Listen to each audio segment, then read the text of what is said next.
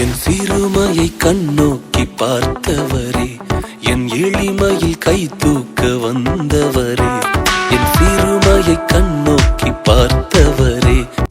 Prayer warriors ministry இன்றைய வாக்குத்தத்தம் ஏசாயா அதிகாரம் 14 இறைவார்த்தை 5. தீயோர் கோலையும் ஆட்சியாளரின் செங்கோலையும் ஆண்டவர் முறித்து போடுவார்.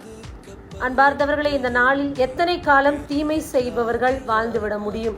எத்தனை காலங்கள் அவர்கள் செய்யக்கூடிய தீமைகள் வெளிவராமல் இருக்கும்?